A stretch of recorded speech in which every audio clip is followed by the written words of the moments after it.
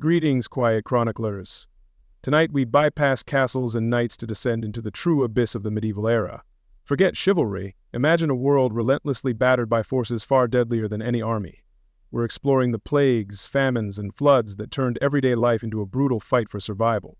If this somber journey captures your attention, a gentle like and subscribe helps us continue. Tell us in the comments where you are listening from tonight. Now, dim the lights, pull your blanket closer, and let's ease into tonight's devastating history. When we speak of medieval disasters, one colossal shadow tends to eclipse all others: the Black Death. Its name alone conjures images of an unstoppable, terrifying force, a chapter of history so grim it feels almost mythical. We think of the unsettling masks of plague doctors, the haunting nursery rhymes, and the sheer, unimaginable scale of loss that swept across continents. It is a story of a world brought to its knees, a defining moment of cataclysm that is etched into our collective memory as the ultimate medieval nightmare, and in many ways it was, but it was not the beginning of the story, nor was it the only chapter of despair. To truly understand the darkness of this era, we must look beyond the specter of the plague. Imagine a building, weathered and weakened by years of relentless storms. Its foundation is cracked, its timbers are rotten, and its walls are unstable. The Black Death was not the storm itself. It was the final devastating earthquake that brought the already compromised structure crashing to the ground. Long before the first signs of the pestilence appeared, the people of the Middle Ages were already locked in a desperate struggle against a world that seemed determined to break them. Tonight, we explore that preceding storm. Our story of this wider calamity begins not with a virus, but with the air itself. The centuries from roughly 950 to 1250 are known as the medieval warm period, a time of relative climate stability and mild temperatures that allowed agriculture to flourish. But as the 13th century gave way to the 14th, a profound and disruptive shift began. This was the dawn of what climatologists now call the Little Ice Age. The change was gradual at first, a slightly shorter growing season here, a colder, wetter summer there, but these subtle shifts were the harbingers of a much larger, more severe global cooling pattern that would have catastrophic consequences. The first great crisis to emerge from this climatic shift was the Great Famine of 1315 to 1317. The trouble began with relentless, torrential rains in the spring of 1315, which continued through the summer and autumn. Fields were washed away, seeds rotted in the ground, and the harvest was a catastrophic failure. This wasn't a single bad year, it was a prolonged, continent-wide agricultural collapse. The following years brought little relief, with unusually cold winters and unpredictable springs. The result was mass starvation on a scale Europe had not seen for centuries, a slow, grueling disaster that hollowed out society from the inside. This period of intense hunger did more than just claim lives through starvation, it created the perfect breeding ground for the greater pandemic to come. A population suffering from years of severe malnutrition is a population with deeply compromised immune systems. People were weakened, their bodies unable to fight off even common illnesses. Society itself was frayed. The social order began to break down under the immense pressure of hunger, desperation, and loss. This was the world the Black Death was about to enter, a world of bodies and communities already profoundly weakened and vulnerable, unable to mount a meaningful defense. But the assault from the natural world was not limited to climate and the resulting famine. The earth itself seemed to be in turmoil. In the centuries surrounding the Black Death, Europe was battered by other devastating natural events. In 1287, for example, a colossal storm surge in the North Sea, known as St. Lucia's Flood, breached dikes in the Netherlands and northern Germany, surging into inundated vast territories, reshaped the coastline, and is estimated to have killed between 50,000 and 80,000 people, permanently altering the geography of the region. Events like these served as constant, terrifying reminders of humanity's fragility. And where nature's fury relented, human violence often filled the void. The 14th century was not an era of peace. It was a time of near-constant, resource-draining warfare that compounded the suffering. The 100 Years War between England and France, for instance, began in 1337, just a decade before the plague arrived in Western Europe. Armies marching across the land would trample and consume precious crops, spread their own localized diseases, and divert state funds and resources that could have otherwise been used to mitigate the impacts of famine or other crises. For the common person, the tax collector was often just as dreaded as a failed harvest. So as we settle in tonight, let us adjust our focus. The story of medieval disaster is not the story of a single monstrous plague. It is the story of a cascade of calamities, a domino effect of crises that fed into one another. It is a story of climate change leading to famine, which in turn weakened the population for the arrival of a pandemic, all while the ground shook, the seas rose, and armies marched. The Black Death was the horrifying climax, but the tragedy was already well underway. This was a world pushed to the very edge of endurance long before the Great Dying began. Our journey into the darkest disasters of the medieval world begins not with the sudden terror of pestilence, but with the slow, creeping dread of an empty stomach. Before the Black Death, there was the Great Famine, a catastrophe born from the sky itself. To understand its impact, we must first picture the world that preceded it. The High Middle Ages had been a time of expansion and relative confidence. For nearly 3 centuries, a period known as the medieval warm period had blessed Europe with mild climates and reliable harvests. But this stability fueled a population boom. Forests were cleared to make way for new farmland, and settlements grew into bustling towns and cities. Society, from the peasant to the king, was built upon the predictable rhythm of the agricultural calendar, planting in the spring, harvesting in the autumn. The entire economic and social structure rested on the assumption that the earth would provide. But in the second decade of the 14th century, that fundamental assumption would be completely and utterly shattered. The reliable world they knew was about to end. The harbinger of this new, dark era arrived as rain. Not a gentle spring shower, but a relentless, cold, and unforgiving deluge that began in the spring of 1315. Across northern Europe, from the British Isles and France across the German states and into the western parts of Poland, the skies opened and simply did not close. Day after day, week after week, the rain fell. Fields of newly planted grain, which should have been basking in the spring sun, were submerged in vast muddy lakes. While the medieval farmer could not have known it, this was no ordinary spell of bad weather. It was a symptom of a vast and powerful climatic shift, the end of the medieval warm period and the beginning of the Little Ice Age. The exact causes are still debated by scientists today, but they likely involved a combination of factors: a cyclical decrease in solar radiation, and perhaps increased volcanic activity which would have sent ash into the atmosphere, partially obscuring the sun. For the people on the ground, the science was irrelevant. The result was a chilling, dampening reality that overturned centuries of predictable weather patterns. The waterlogged soil became a swamp, impossible to plow or cultivate. The seeds that had been sown with hope for the year's sustenance rotted in the ground. Chroniclers of the time wrote with a sense of bewilderment and despair, describing a summer that never arrived. The constant cloud cover and cold temperatures prevented any crops that did manage to sprout from maturing. It was a continent-wide agricultural failure, the complete collapse of the food chain's foundation. As autumn approached, the grim reality became undeniable. There was no harvest to bring in. The granaries, which even in good times held only a modest surplus, would not be refilled. The small reserves of grain from the previous year, 1314, were all that stood between the people and starvation. And as a finite resource began to be consumed by a vast and hungry population, the inevitable laws of economics took hold with brutal efficiency. The price of food, especially the staple grains of wheat, barley, and rye, began to climb at a terrifying rate. What little grain was available became a commodity for the rich. A worker who might have earned a penny a day suddenly found that a loaf of bread cost many times that. Reports from England show the price of wheat increasing 8-fold between the spring and summer of 1315. This meant that starvation was not just a matter of availability, it was a crisis of affordability that struck almost everyone. This crisis was compounded by the era's fragile infrastructure. In our modern world, we imagine aid flowing from one region to another, but this was impossible in the 14th century. The same rains that ruined the harvests also turned the primitive road networks into impassable rivers of mud. Transporting grain by cart became a hopeless task. Even river barges were hindered by flooding and unpredictable currents. Each region was an isolated island of suffering. There was no surplus to be found anywhere, and even if there had been, there was no reliable way to move it to those who needed it most. For the common family, the hierarchy of survival was cruel and swift. First, they consumed their own meager food stores. When that ran out, they began to forage, seeking sustenance from the forests and fields, eating roots, grasses, nuts, and tree bark. But these were slim pickings and could not sustain a whole population. Soon, a far more desperate decision was made, one that sealed the fate of the following year before it had even begun. They ate the seed grain reserved for the next planting season. With the future consumed, people turned to their animals. Chickens, pigs, and sheep were slaughtered. While this provided a temporary reprieve, it erased the primary sources of protein, milk, and wool. The next to go were the draft animals. The oxen and horses needed to plow the fields. This was a truly catastrophic step.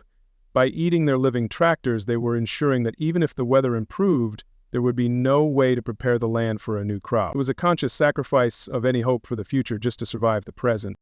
As 1315 bled into the harsh winter, the fabric of society began to unravel. The bonds of community and even family were stretched to their breaking point. The elderly and the very young were the first to perish. People with no food and no means to buy it wandered the countryside, their bodies wasting away. Chroniclers describe gaunt, skeletal figures dying by the roadside and in the city streets. The sheer number of dead overwhelmed the capacity for proper burials, contributing to the spread of other diseases. Then came the darkest whispers, the horrifying rumors that marked the absolute depth of human desperation. Chroniclers, though often writing from a distance, recorded widespread reports of cannibalism. They wrote of travelers being ambushed and killed for food, of graves being exhumed, and, most horrifically, of parents consuming their own children. While impossible to verify the full extent, the fact that these stories were recorded and believed shows the profound psychological terror of the time. Society had reached a point where such unthinkable acts felt plausible.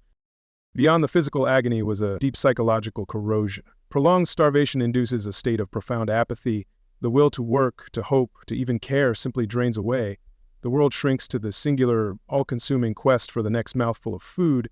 Trust between neighbors evaporated, replaced by suspicion. Every stranger was a potential threat, a competitor for what little sustenance might be found. This slow, internal collapse of the human spirit was, in its own way, as devastating as the hunger itself. The breakdown was total. Parents who could not bear to watch their children starve, and who could not bring themselves to commit the ultimate taboo, instead abandoned them. Roads and forests were filled with desperate wandering children fending for themselves. Crime skyrocketed as people did whatever was necessary to find a scrap of food. Homes were robbed not for valuables, but for a single loaf of bread or a handful of grain. The very concept of law and order seemed to dissolve in the face of universal, agonizing hunger. Kings and nobles, the supposed protectors of the realm, were powerless. They issued edicts to control prices, but these were unenforceable when there was simply no food to be had. Their authority, built on the promise of stability and protection, seemed like a hollow boast. They could command armies and build castles, but they could not make the rain stop or the grain grow. This powerlessness, visible to all, chipped away at the very foundations of the feudal order. The church, the ultimate authority in medieval life, was equally helpless.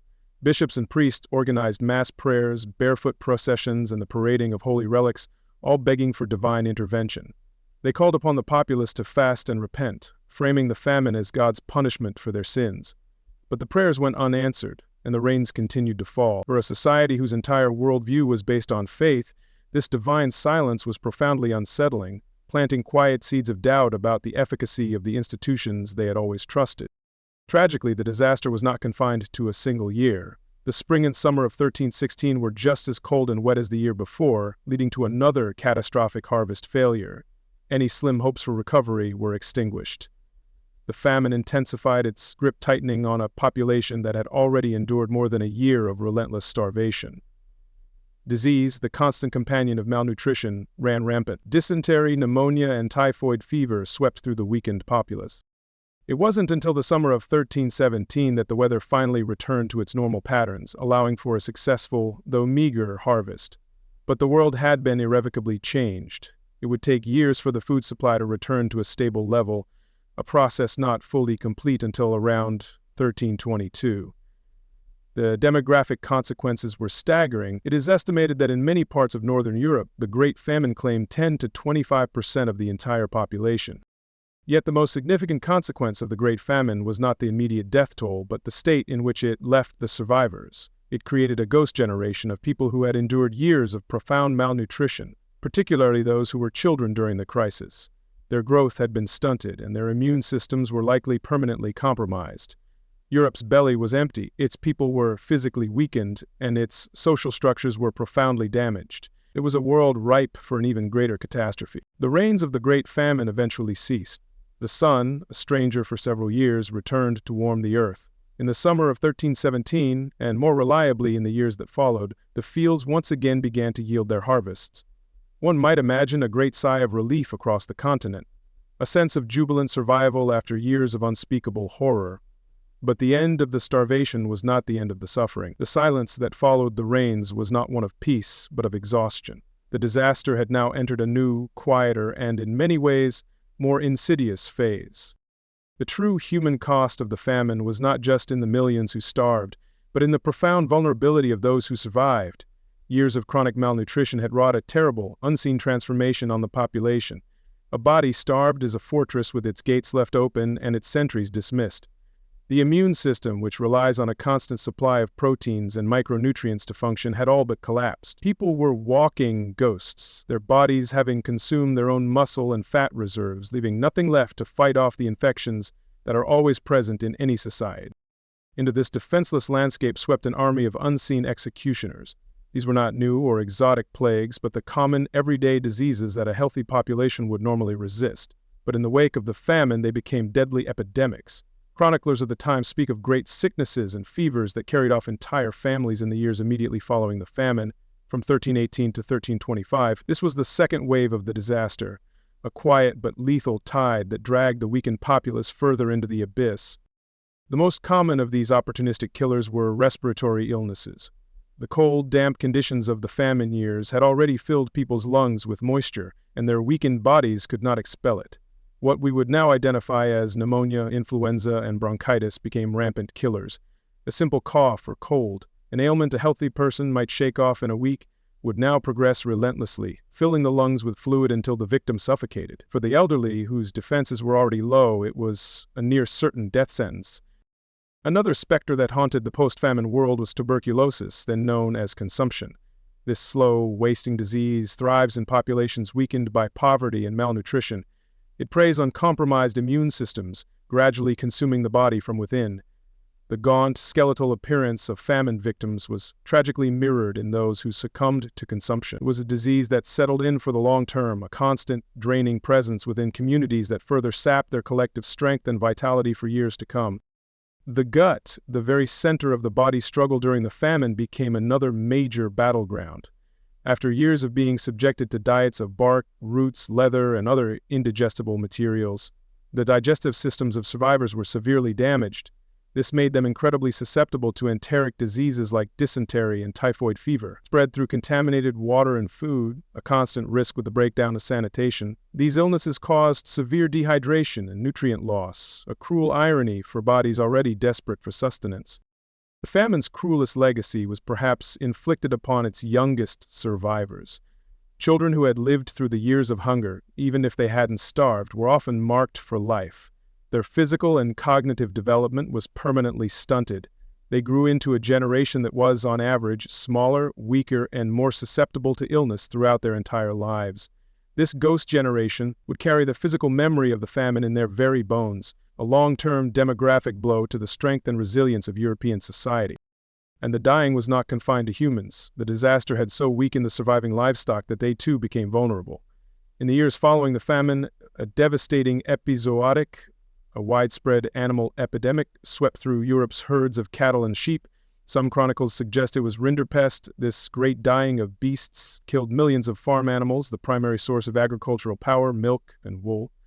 It was a crippling blow to the agricultural recovery, plunging communities that were just beginning to stand back into economic despair. As the immediate threats of starvation and disease began to recede, they left behind a landscape of deep psychological trauma.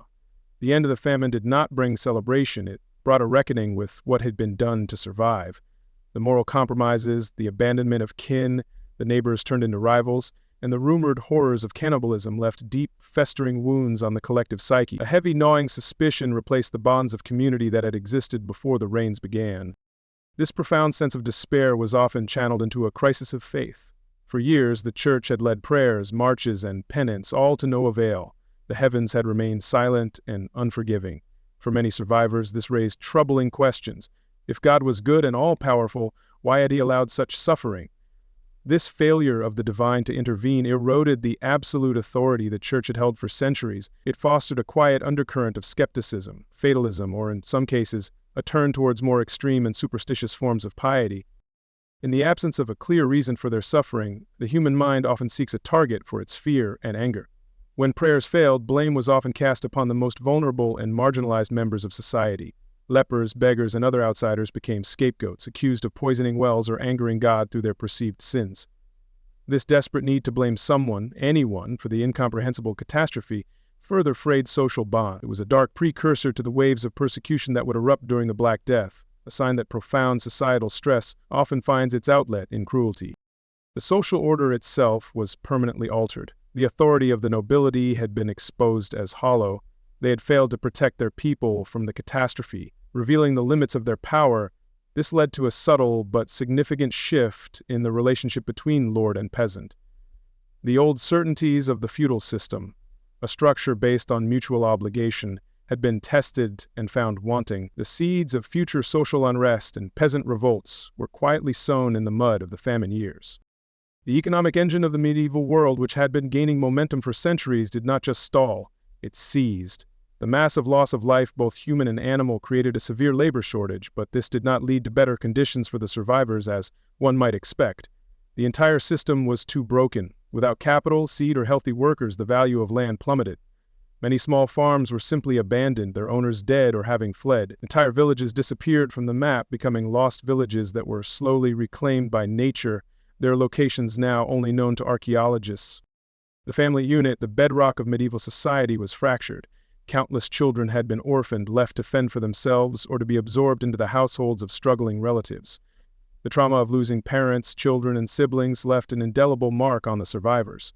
The experience created a generation defined by loss, a people who had witnessed the absolute fragility of life and the collapse of the world they knew. This shared trauma would become a defining characteristic of the 14th century. With the moral fabric of society stretched thin, the rule of law became another casualty of the famine's long shadow. The desperation did not simply vanish with the return of food. Banditry, born from the necessity of the famine years, became an entrenched problem. Gangs of desperate men, often former soldiers or displaced peasants, roamed the countryside, preying on travelers and isolated farmsteads. Local lords, their own revenues and manpower depleted, struggled to enforce justice, leaving large swathes of the land in a state of low-level anarchy that would persist for years.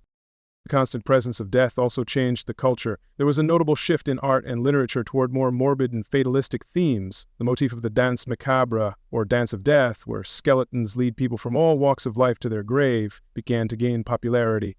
It was a reflection of a society that had been forced to live on intimate terms with mortality, a reminder that death was the great equalizer, coming for popes and peasants alike. In essence, the Great Famine did more than just kill millions. It systematically dismantled the health, trust, and confidence of medieval Europe. It acted as a great tenderizer, softening up the continent for a far heavier blow.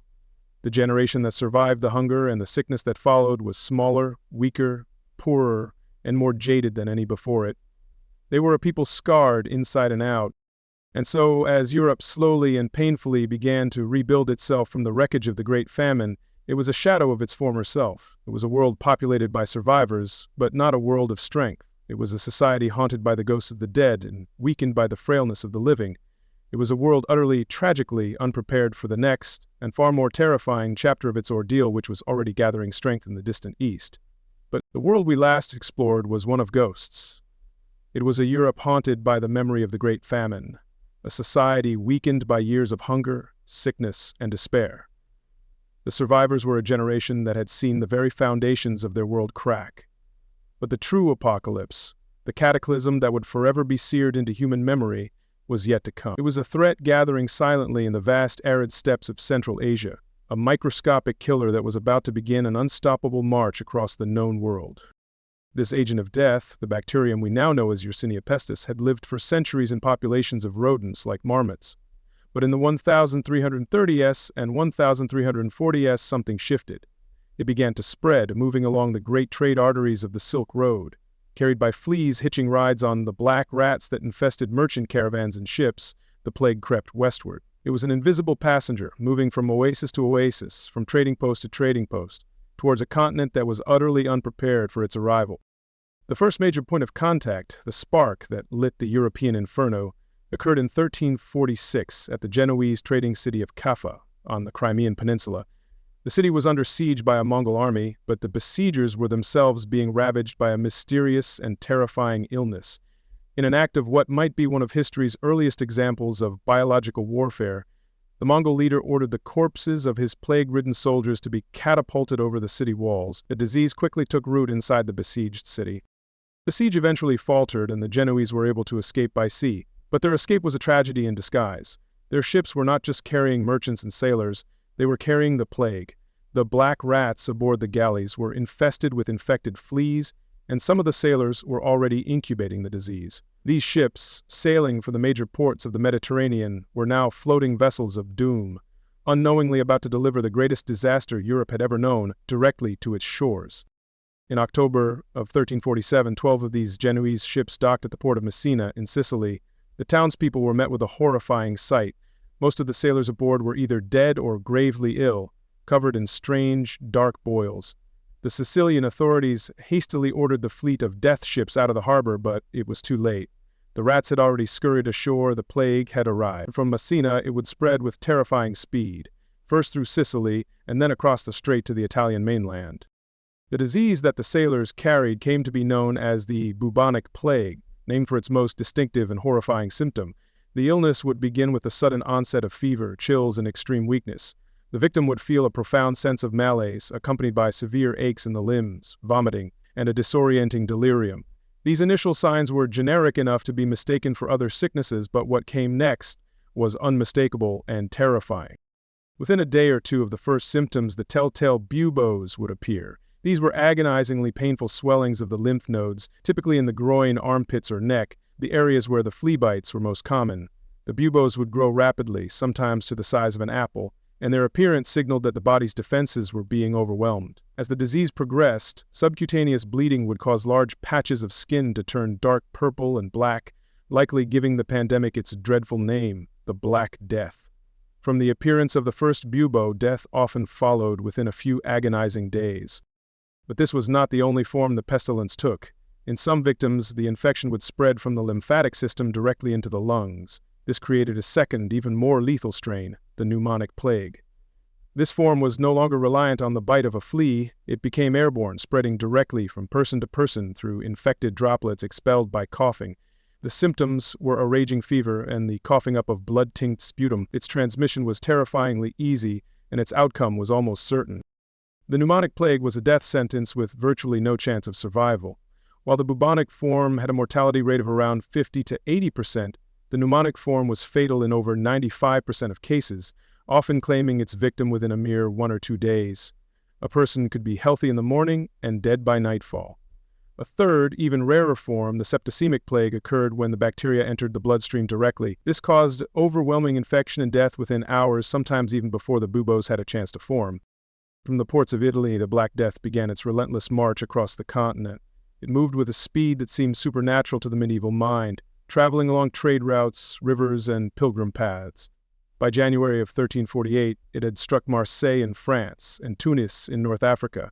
By June, it had reached Paris, the intellectual and cultural heart of Europe. By September of that same year, it had crossed the English Channel and appeared in the ports of southern England. The sheer scale of the mortality was incomprehensible. Entire families were wiped out in a matter of days.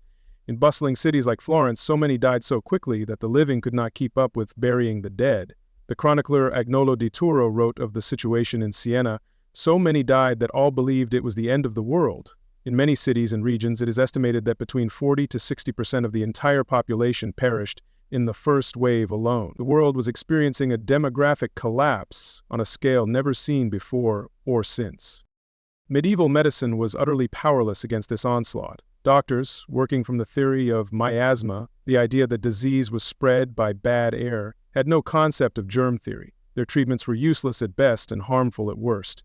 They tried bloodletting to balance the body's humors, lancing the buboes to release the poison, and prescribing potions made from herbs, crushed emeralds, or arsenic. The iconic plague doctor's costume, with its beaked mask filled with aromatic herbs, was actually a later invention, but it reflects the desperation and the fundamental misunderstanding of the disease. Faced with an invisible, incurable, and rapidly fatal enemy, society began to disintegrate. The most fundamental human bonds snapped under the strain of overwhelming fear. Doctors refused to treat the sick. Priests, terrified of infection, stopped administering last rites. Notaries would not witness the final wills of the dying. In the most tragic breakdowns, parents abandoned their sick children, and husbands and wives fled from one another. As the Italian writer Boccaccio observed, brother was forsaken by brother, and oftentimes wife by husband. The basic functions of civic life ceased. With so many officials, workers, and peasants dead, the economy ground to a halt. Fields lay unplowed, harvests rotted, and law and order collapsed. The sheer volume of corpses was the most immediate and horrifying problem. At first, individual graves were dug, but soon there was no time, space, or manpower. Mass graves, known as plague pits, were hastily dug outside city walls. Layers of bodies were thrown in and covered with a thin layer of earth, like lasagna, as one chronicler grimly put it. To the people of the 14th century, this was not simply a disease, it was a divine punishment, the literal apocalypse unfolding before their eyes. The scale and horror of the plague seemed to be a clear sign of God's wrath. This belief spurred desperate and extreme reactions. Some communities turned to fervent prayer and religious processions, which, ironically, only helped to spread the pneumonic form of the plague faster. Others, believing the end was nigh, gave themselves over to reckless hedonism, drinking and reveling in the face of doom. One of the most extreme reactions was the flagellant movement. Groups of penitents would march from town to town, whipping themselves with leather scourges tipped with iron spikes, believing that by mortifying their own flesh, they could atone for the sins of the world and appease God's anger. While they were initially welcomed, their fanaticism often led to civil unrest and the persecution of minority groups, whom they blamed for the plague. By the time the first great wave of the Black Death burned itself out around 1351, it had carved a devastating path across Europe, North Africa, and the Middle East. It had killed an estimated 75 to 200 million people, reducing the population of Europe by at least one-third. It left behind a world of vacant villages, orphaned children, and traumatized survivors. This was not the end of the plague, which would return in recurring waves for centuries, but it was the end of the world as they knew it. The Grim Reaper's march had reshaped humanity forever. When the great wave of pestilence finally began to recede around 1351, it did not leave behind a world ready for celebration. It left a world of profound and unsettling silence. The survivors stepped out from their shuttered homes into half-empty cities and villages.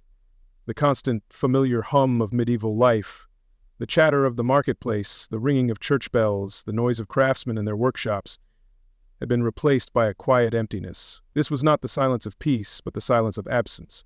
The Black Death was over, but life in its shadow had just begun. The survivors were now the inhabitants of a vast and open graveyard. They had seen things that defied comprehension, a level of mortality that shattered their understanding of the world.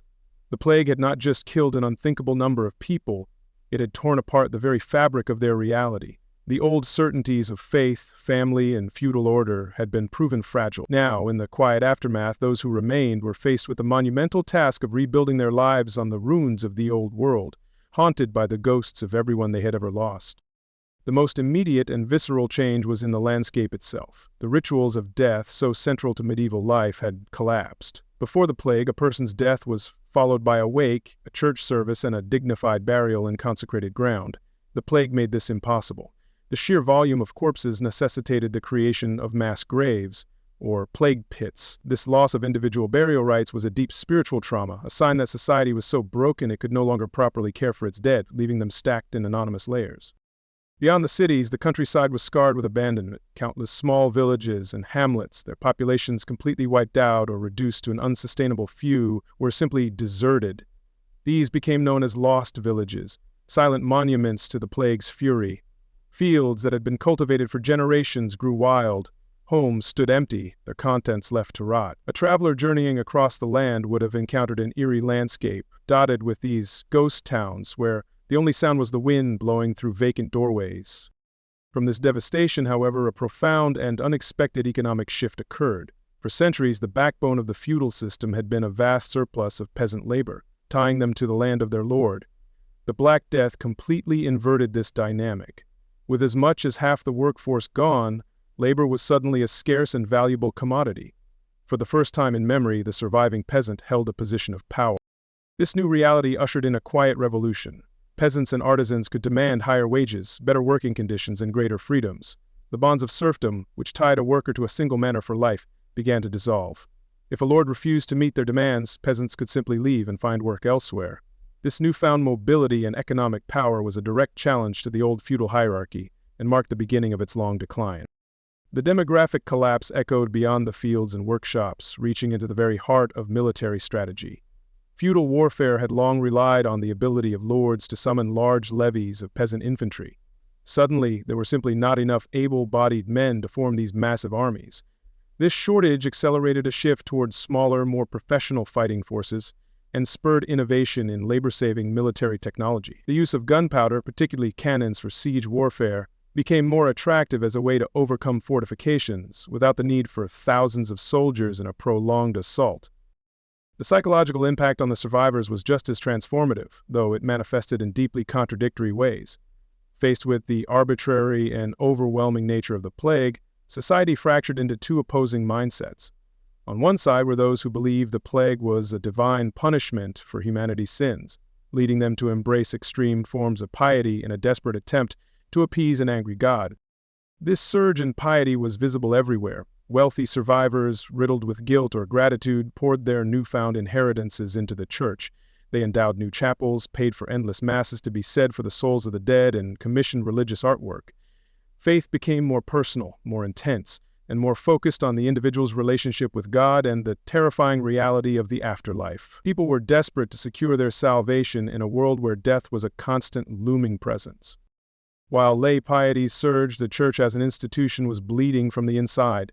The plague had disproportionately killed priests and monks who ministered to the sick.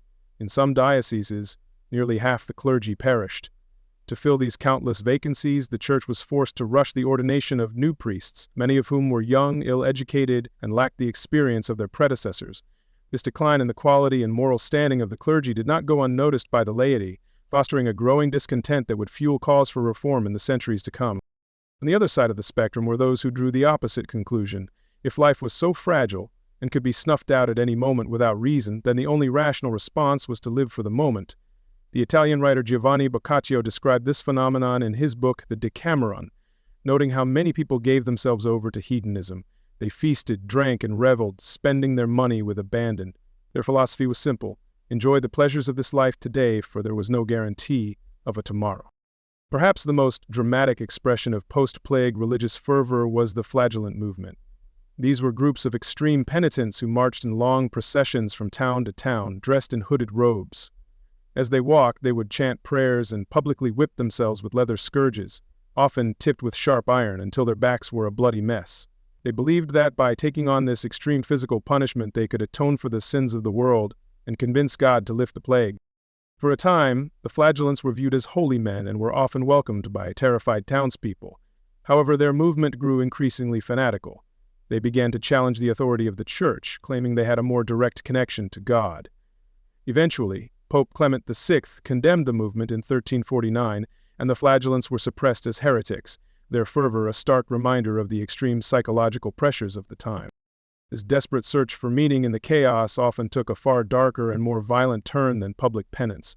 In their terror and confusion, many people sought a tangible scapegoat to blame for their suffering. Jewish communities became the most frequent and tragic targets. Baseless rumors spread that they had caused the plague by poisoning wells. This ignited horrific waves of persecution across Europe, particularly in the German lands. Entire communities were rounded up and burned alive. These massacres were a brutal manifestation of a society cracking under unbearable stress. The constant proximity to death fundamentally changed the European worldview. It fostered a dark fascination with mortality, giving rise to a new genre of art known as the danse macabre, or the dance of death. Paintings and woodcuts from this period frequently depicted animated skeletons gleefully leading people from all walks of life, popes, kings, knights, and peasants alike, to their graves. The message was stark and uncompromising. Death is the ultimate equalizer, and no one, no matter how powerful, can escape its grasp. This obsession with mortality gave rise to the philosophy of memento mori, remember you must die. The skull became a common artistic symbol, appearing in paintings and on personal items as a constant reminder of the fragility of life and the vanity of earthly pursuits. Even tombs changed. The fashion shifted towards transi or cadaver tombs, which featured two effigies of the deceased, one showing them in their worldly glory and another below depicting their decaying, worm-eaten corpse. This new culture of death reflected a world that had been profoundly traumatized. The survivors were living in the shadow of an event that had defied all logic and precedent. The institutions they had trusted, the church, the nobility, the medical community, had all been proven powerless. This led to a lingering cynicism and a breakdown of deference to traditional authority that would have lasting consequences for centuries to come. Ultimately, the Black Death acted as a violent and brutal catalyst for change. It brought the High Middle Ages to a crashing halt, but in doing so it cleared the way for a new world to emerge. The collapse of the old feudal order, the rise of a free peasantry, the questioning of religious authority, and the shift in cultural focus all contributed to the intellectual ferment that would eventually lead to the Renaissance and the Reformation. The plague was an unimaginable tragedy, a chapter of history written in pain and loss, but for the world that survived, it was also a grim and unsolicited new beginning. It demonstrated the terrifying fragility of human society, but also its incredible resilience. The world was forever changed, reshaped not by the will of kings or popes, but by the silent, indiscriminate march of a microscopic organism, a humble bacterium that brought an entire civilization to its knees. While medieval life was punctuated by the violent, sudden calamities of famine and plague, another disaster was unfolding in the background. This one was of a different nature entirely. It did not arrive with the terrifying speed of a pestilence, nor did it have the immediate, gut-wrenching finality of starvation. This was a slow, creeping catastrophe, a quiet and almost imperceptible cooling of the entire world. It was a change so gradual that no single person could grasp its full scale, yet it would relentlessly shape human history for the next 5 centuries. This was the beginning of the Little Ice Age. To understand the chill of this new era, we must first recall the warmth that preceded it. The centuries from roughly 950 to 1250 are known as the medieval warm period. This was a time of remarkable climate stability and mildness. The relative warmth allowed for a flourishing of agriculture and a great expansion of the European population. Vineyards thrived as far north as southern England, and grain was successfully farmed in parts of Norway and Iceland. Most importantly, the Vikings were able to colonize the coastal fringes of Greenland, practicing a pastoral lifestyle dependent on grassy pastures for their livestock. This was the world they knew, a world they assumed was normal and permanent. But around the year 1300, that normal began to change. The climate system, in a delicate balance we still don't fully understand, began to tip. This was not a true ice age, with vast continental glaciers burying entire countries.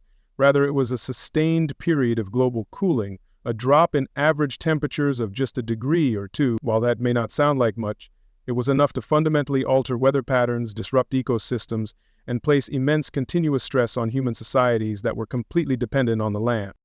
The causes of this global chill were likely a combination of powerful natural forces. One major factor was a downturn in the sun's energy output. This period coincided with a solar minimum, a phase in the sun's natural cycle where sunspot activity decreases, leading to a slight reduction in the solar radiation reaching Earth. This was likely compounded by an increase in volcanic activity.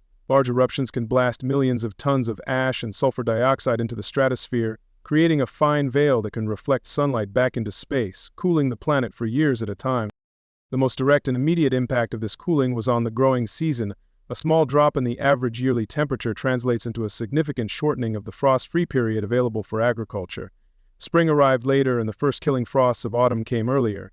This shrinking window of warmth meant that many crops, particularly grains like wheat, often struggled to fully ripen before the cold returned. The margin for error in the agricultural calendar, already slim, was now becoming dangerously narrow.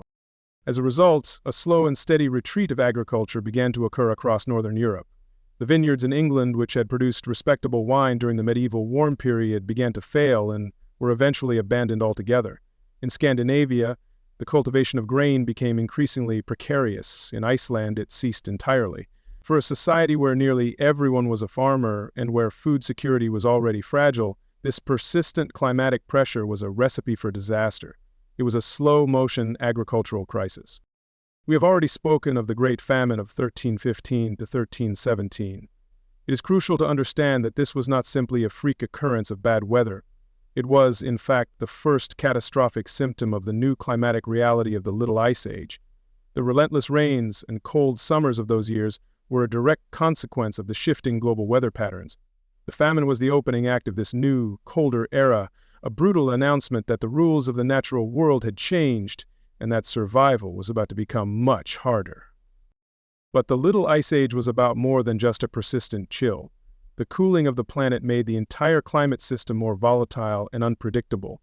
While average temperatures dropped, the frequency of extreme weather events of all kinds increased dramatically. the world became a stormier and more dangerous place. This atmospheric instability meant that even when a community was not facing a long, cold summer, they might be facing something far more sudden and violent. The historical records from the 14th century are filled with accounts of unusually powerful storms and devastating floods. One of the most extreme events was the St. Mary Magdalene's flood in July of 1342. Following a period of intense, prolonged rainfall, nearly every river in Central Europe, from the Rhine to the Danube, burst its banks in what is still considered the largest flood in the region's recorded history. It inundated vast areas of farmland, destroyed bridges and mills, and claimed thousands of lives. The most undeniable evidence of the world's cooling was written not in historical chronicles, but in ice. In the Alps, glaciers that had been receding for centuries stopped and then began to advance. This was a slow, unstoppable grind. Over decades, rivers of ice would creep down mountain valleys, swallowing up pastures, farmlands, and even entire villages that had been safely established during the warmer preceding centuries. For the people living in these alpine regions, the Little Ice Age was not an abstract concept. It was a tangible, frozen monster devouring their world.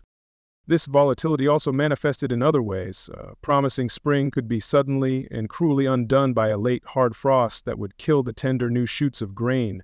A summer might not be cold and wet, but instead unnaturally hot and dry, leading to drought that would wither the crops in the fields. The medieval farmer was now living in a state of constant uncertainty. They could no longer rely on the predictable, seasonal rhythms that had governed the lives of their ancestors. This relentless environmental pressure constantly undermined any attempts at recovery from the other disasters of the age. Imagine a village that had lost half its people to the Black Death. The survivors, through immense effort, would begin to rebuild, to clear the fields and sow their crops. But their efforts could be wiped out in an instant by a single hailstorm or a summer too cold for the grain to ripen. This constant undermining of their resilience created a cycle of poverty and subsistence, making it incredibly difficult for the population to regain its footing. This relentless environmental stress also waged a quiet war on the human body, creating a feedback loop with the other disasters of the age. The colder, damper conditions and longer winters meant people spent more time huddled indoors in close, often smoky quarters, which facilitated the spread of respiratory illnesses like pneumonia and tuberculosis. Furthermore, the constant threat of poor harvests led to chronic, low-level malnutrition, weakening immune systems across the entire population and making them far more susceptible to the epidemics that periodically swept through Europe. Over time, people were forced to adapt. Survival depended on changing long-held agricultural practices. Farmers in many northern regions had to abandon wheat, which needs a longer, warmer season, and shift to hardier crops like oats, rye, and barley. There was a greater emphasis on pastoral farming and livestock, which were sometimes more resilient to a failed crop season than a field of grain. These were not choices made for profit, but for survival. The most poignant and dramatic example of a failure to adapt can be found in the fate of the Norse colony in Greenland. Established during the favorable climate of the medieval warm period, the Vikings had survived for centuries as pastoral farmers. But as the Little Ice Age set in, their world began to die. But the summers grew too short to grow enough hay to feed their livestock through the increasingly long and bitter winters. The sea ice, once seasonal, began to choke the shipping lanes for longer periods, cutting them off from trade and communication with Iceland and Norway. The Greenlanders were trapped. Their agricultural way of life, imported from Europe, was no longer viable in the changing climate. Archaeological evidence shows a population suffering from severe malnutrition in its final years. By the middle of the 15th century, the last of the Norse Greenlanders had vanished, their settlements falling silent. Their story is a stark and haunting case study of how this slow freeze could, over generations, lead to the complete collapse of a society. This constant, centuries-long struggle against a colder, harsher world also left its mark on the European psyche. The optimism of the High Middle Ages faded, replaced by a more somber and pessimistic worldview. The longer, darker winters and the constant threat of failed harvests contributed to a cultural mood that was already darkened by famine and plague. The world simply felt like a more difficult and unforgiving place than it had been for their great-grandparents. Beyond the grand sweep of agriculture and economics, the slow freeze seeped into the very fabric of daily existence, making life fundamentally harder and colder. The demand for firewood for heating skyrocketed, leading to localized deforestation and making fuel a significant household expense. People adapted their clothing, adding more layers of wool and fur.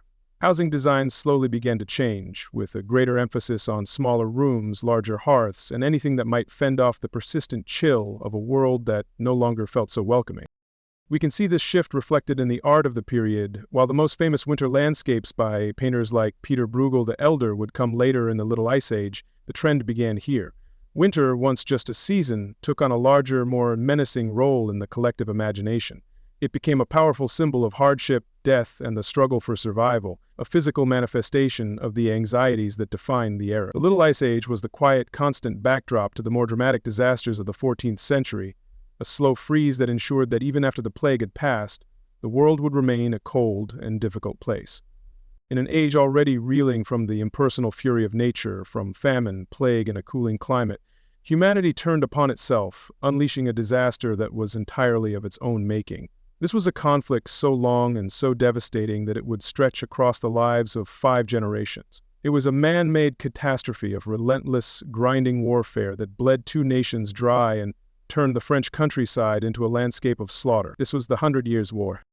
The official reasons for the war, as is so often the case, were matters of kings and nobles. It began with a dynastic crisis in 1337 when King Edward III of England laid claim to the French throne through his mother, Isabella.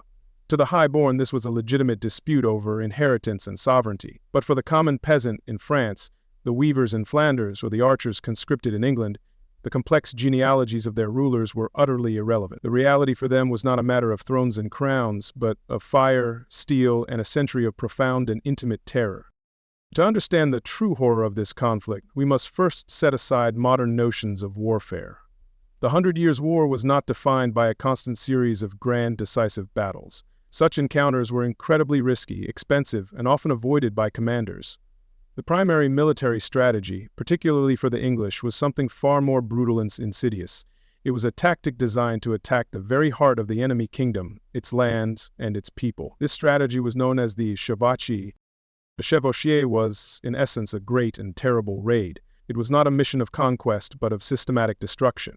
An English army would ride deep into French territory with no intention of holding it. Their goals were to demoralize the population, destroy the enemy's economic resources, and prove to the French people that their own king and lords were powerless to protect them. It was a strategy of terror aimed directly at the civilian population who had no stake in the dynastic quarrel. These armies on the move also brought with them an invisible ally: disease. Large groups of soldiers living in temporary, unsanitary camps were breeding grounds for sickness. As they marched through the countryside, they would contaminate local water sources and spread illnesses like dysentery, known grimly as the bloody flux. For a village, the arrival of an army meant a double threat. If they survived the violence of the raid, they then had to face the possibility of a deadly outbreak left in the soldiers' wake, adding another layer of misery to their struggle for survival. Imagine being a peasant in 14th century France. Your life is governed by the seasons and the rhythm of the harvest. One afternoon, you see a column of smoke rising from the next village over. Panic sets in. The riders are coming. You and your family grab what little you can and flee, perhaps to the local fortified church or a nearby castle, praying its walls will hold.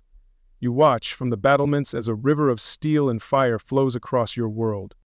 The soldiers, often hardened mercenaries with no allegiance to the land, would descend upon the village with ruthless efficiency. They would slaughter livestock, loot anything of value, and set fire to the homes and barns.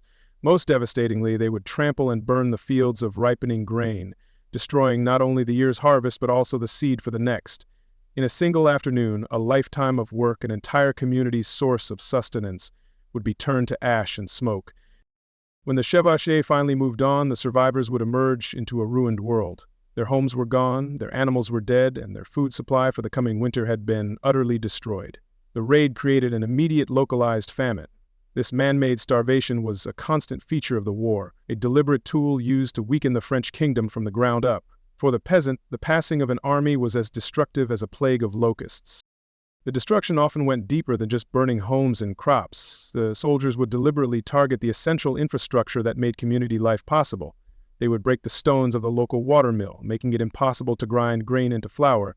They would destroy wine presses, bridges, and ferries, crippling local trade and communication. This was strategic vandalism on a grand scale, designed not just to cause immediate suffering, but to ensure that the process of recovery would be as slow and difficult as possible.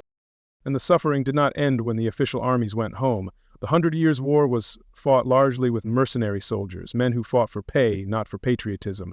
During the frequent truces and lulls in the fighting, these soldiers were simply let go, often unpaid. They did not, however, lay down their arms. Instead, they banded together into terrifying groups known as free companies or routiers. These were, in effect, private armies of unemployed, battle-hardened veterans. These free companies became a plague upon the French countryside. Accountable to no king or lord, they lived by plundering the land they were meant to be defending or attacking. They would seize a local castle or a fortified town and use it as a base of operations, terrorizing the surrounding region. Their methods were cruel and systematic. They perfected the art of extortion, demanding protection money from villages to spare them from destruction. A core component of their business model was the practice of ransom. While a peasant might be killed out of hand, a person of any means, a priest, a wealthy merchant, or a minor noble, was far more valuable alive. These individuals would be captured and held until their families could pay an exorbitant fee. This ransom became a grim economy of its own, ruining entire families and estates who had to sell off land and plunge themselves into debt to buy back their loved ones from the clutches of the mercenaries. For the common person, an encounter with a free company was a nightmare. They would pillage homes, capture travelers, and inflict unspeakable cruelty on any who resisted. In a bitter irony, the periods of official peace were often the most dangerous times for the French peasantry. During a war, the chevauchée was a passing storm. During a truce, the mercenaries were a constant, lingering poison, a threat that could appear at any time from any direction. While the war was characterized by this grinding, low-level terror, there were moments of intense, concentrated slaughter. The famous battles of Crécy in 1346, Poitiers in 1356, and Agincourt in 1415 were catastrophic events. They were clashes where tens of thousands of men, mostly commoners, were killed in a matter of hours. These battles rarely decided the war, serving instead as punctuation marks in a long, bloody sentence. These encounters highlighted the brutal effectiveness of new military technology, particularly the English longbow. Made of yew, it was a powerful weapon that required immense strength to draw. An experienced archer could loose up to 10 or 12 arrows a minute. In a battle, thousands of these archers would unleash a terrifying arrow storm, a dense cloud of projectiles that could pierce the armor of a French knight at a distance. This weapon turned noble cavalry charges into suicidal death rides and allowed armies of English commoners to decimate the flower of French chivalry. For the peasant, a great battle fought miles away still brought misery. A victory for their side meant a new wave of ruinous taxation to fund the next campaign. A defeat meant their lands would be subjected to yet another punitive chevauchée. Either way, the common person paid the price in blood, treasure, or tears. The glories celebrated in the Chronicles of Kings were built upon a mountain of anonymous suffering. The war also placed an immense financial burden on the populace. To pay for the endless campaigns, both the English and French crowns imposed heavy, often innovative taxes. The salt tax, the hearth tax, the poll tax. These were relentless demands that fell hardest on those least able to pay. A peasant who managed to survive a raid and eke out a small harvest would then have to face the king's tax collector, who would demand a share of what little remained. This combination of constant violence, economic devastation, and crippling taxation created a pressure cooker of social unrest. It is no coincidence that this period saw some of the most famous peasant revolts in medieval history. In 1358, the French peasantry erupted in a violent uprising known as the Jacquerie, a desperate, brutal rebellion against a nobility that had failed to protect them. Similarly, in England, the economic pressures of the war helped fuel the Peasants' Revolt of 1381. In the midst of this despair, a figure like Joan of Arc can be seen not just as a saint, but as a symptom of France's desperation. That a teenage peasant girl could rise to lead an army was a testament to the utter failure of the traditional noble leadership. Her brief, meteoric success gave a flicker of hope to a demoralized people, a sense that divine favor had not entirely abandoned them. Her eventual capture and execution in 1431 served as a final, tragic lesson in the war's relentless cruelty. To be born a peasant in France during this century was to be born into a world of profound insecurity. It was to live with the knowledge that everything you built, everything you loved, could be taken from you in an instant, not by an act of God, but by the will of distant men playing a game of thrones. This endless cycle of violence bred a deep weariness and a fatalism that permeated the culture of the late Middle Ages. When the war finally sputtered to an end in 1453, after 116 years of conflict, there were no grand celebrations. England, having lost all its French possessions save for Calais, was left financially broken and on the cusp of its own civil conflict, the Wars of the Roses. France was technically victorious, but it was a victory claimed over a kingdom that had been ravaged, depopulated, and traumatized by more than a... It was a victory that tasted of ash. the war stands as one of history's most stark reminders that the ambitions of kings are paid for with the lives of the common people. In the charred and haunted landscape of the 14th century, after decades of famine, war, and the unimaginable trauma of the Black Death, the earth itself seemed saturated with sorrow. The great, impersonal disasters had swept through, and now, in their wake, a new kind of calamity began to stir. This was a human storm, a whirlwind of desperation and fury that erupted from the very bottom of society. The long-suffering peasant, the silent foundation upon which the entire medieval world was built, finally found their voice, and it was a roar of pure rage. For centuries, the feudal system had operated on a simple, if unequal, bargain. The peasant worked the land, surrendering a portion of their labor and their freedom to a local lord. In exchange, that lord was supposed to provide justice and, most importantly, protection from the violence of the outside world. But the relentless disasters of the age had shattered this contract. The nobility had proven powerless against famine and plague, and in the endless wars they had either failed to protect their people or had become their primary tormentors. The promise of protection was broken, yet the demands never ceased. Lords still demanded their rents, kings still levied ruinous taxes to fund their faraway wars, and the church still collected its tithes. To the common person, who had seen their family starve, their neighbors die of plague, and their village burned by soldiers, this was an intolerable injustice. The old respect for the social order, an order that seemed to offer nothing but suffering, began to curdle into a deep and bitter resentment. The pressure had been building for decades, and in the summer of 1358, in northern France, it finally exploded. This uprising would become known as the Jacquerie. The name itself was a term of contempt derived from Jacques Bonhomme, the dismissive nickname French nobles used for a typical peasant. The revolt was not a planned, organized movement with a clear political agenda. It was a spontaneous and visceral eruption of hatred. The immediate trigger was the disastrous state of France after the Battle of Poitiers, where their king had been captured, leaving the country leaderless and at the mercy of marauding English soldiers and unemployed French mercenaries.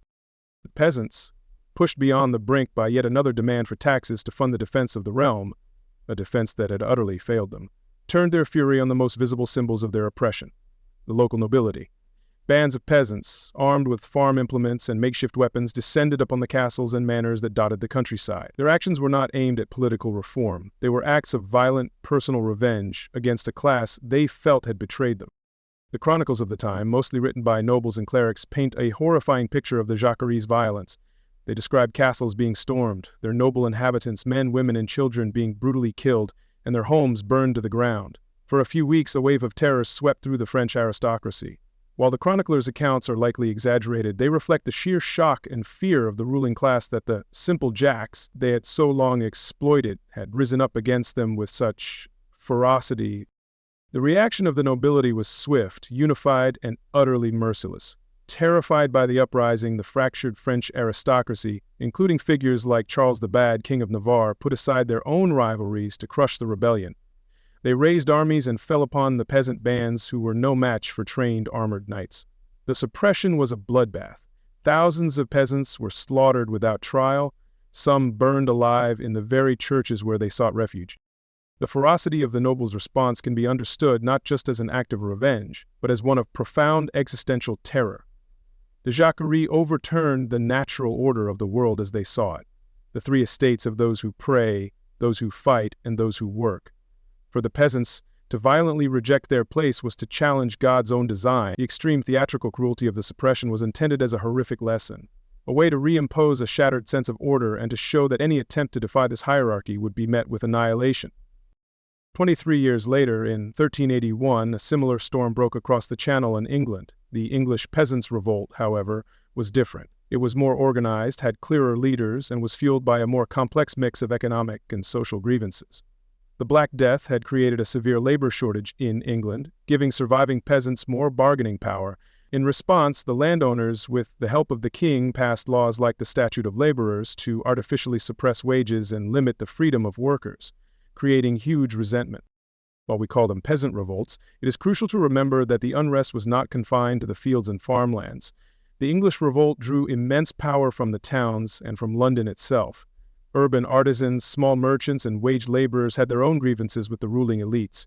from the oppressive power of the trade guilds to taxes that stifled commerce. They found common cause with the rural rebels, and it was their support and their action in opening the gates of London that transformed the revolt from a regional protest into a national crisis.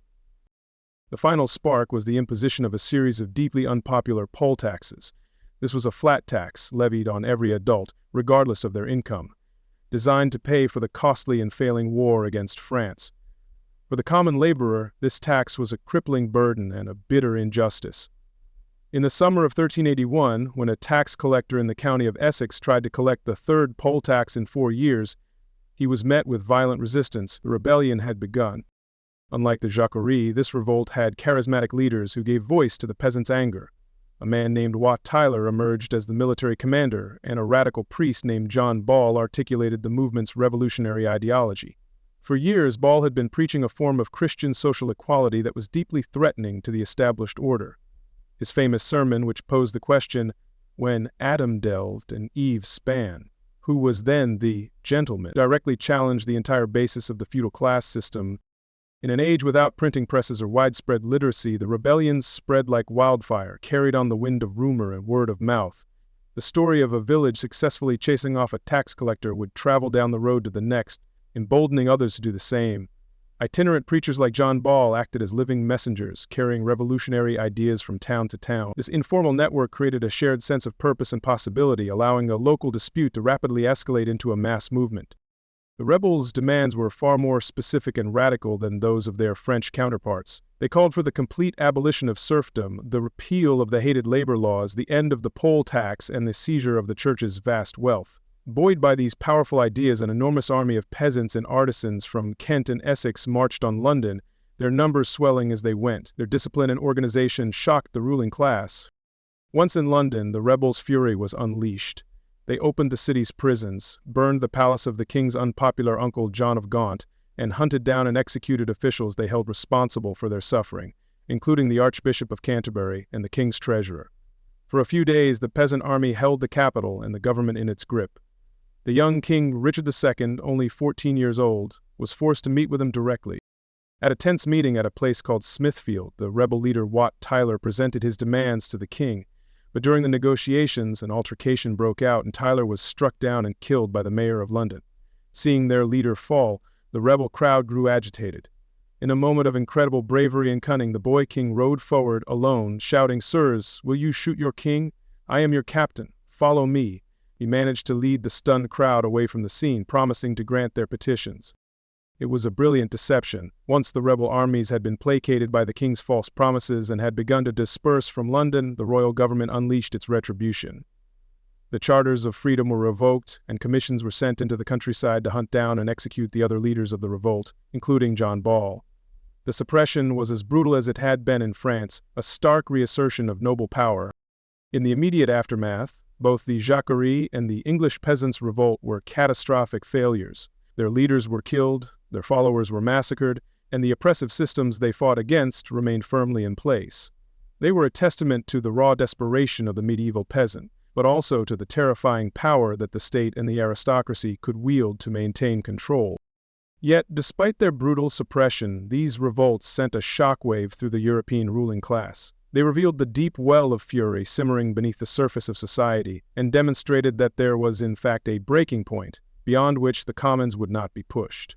While the lives of peasants did not improve overnight, the memory of these uprisings lingered. Landlords became slightly more cautious about raising rents, and kings thought twice before imposing universally hated taxes.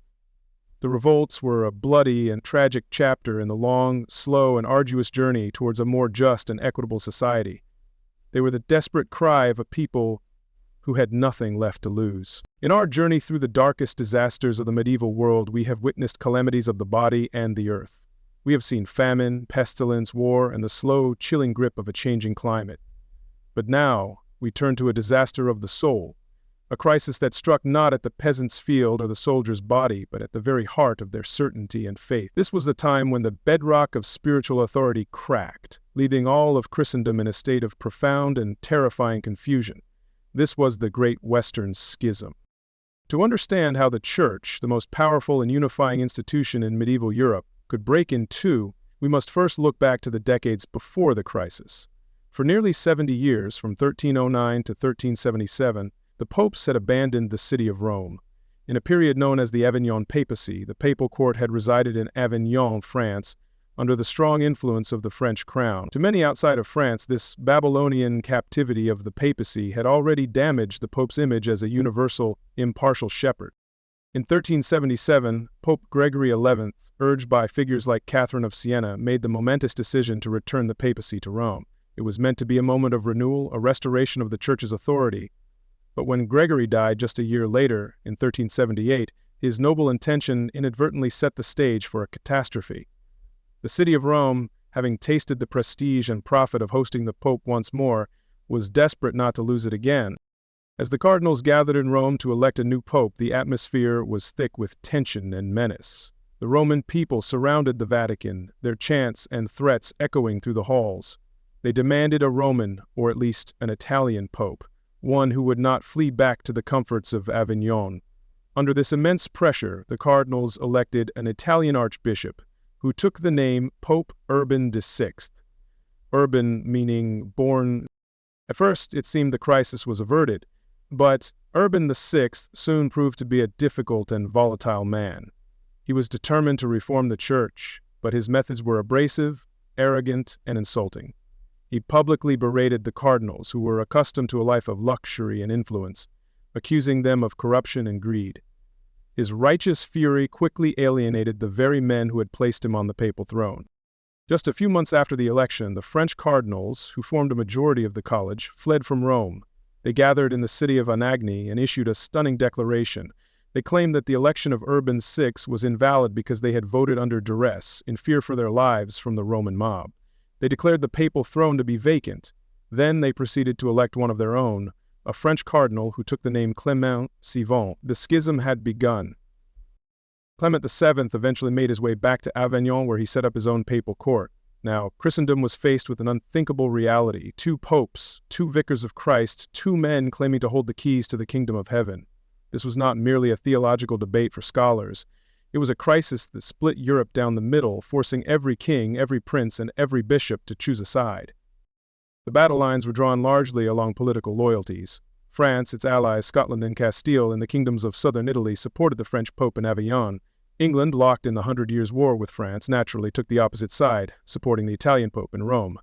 They were joined by the Holy Roman Empire, Hungary, and the states of northern Italy. The seamless garment of Christ, as it was called, had been torn in two. This political division had immediate and ruinous financial consequences that were felt in every parish.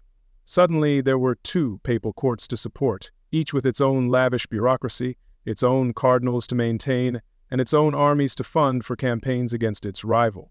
The financial demands on the faithful doubled. This led to an aggressive and often predatory expansion of church taxes, fees for services, and, most controversially, the sale of indulgences, remissions of punishment for sins. This made the church appear deeply cynical and worldly, further eroding its moral standing. To the ordinary person in a small village, the political maneuvering of kings was a distant affair, but the consequences of the schism were immediate and terrifyingly personal. The local church was the center of their world. It was where they were baptized into the faith, where they were married, where they confessed their sins, and where they would receive their last rites, the final sacrament to ensure their soul's passage into heaven. The spiritual authority for every one of these sacraments flowed from the true pope. But who was the true pope? Was it the one in Rome or the one in Avignon? If your local priest was ordained by a bishop loyal to the anti-pope, was your confession heard by God? Was your marriage valid in his eyes? Was the communion wafer consecrated on Sunday truly the body of Christ? These were not abstract questions. They were matters of eternal salvation or damnation. This spiritual anxiety was made infinitely worse by the actions of the two popes themselves. Each pope, claiming to be the sole legitimate authority, promptly excommunicated the other, along with all of his followers. This meant that, according to Pope Urban in Rome, every man, woman, and child in France was damned. And according to Pope Clement in Avignon, every soul in England was condemned to hell. Half of Europe was in effect cursed by the other half's pope. The confusion was total. Even the holiest and most learned people of the age could not agree. Saints lined up on opposing sides of the schism. If these brilliant and devout minds could not determine the truth, what hope did a simple, illiterate farmer have?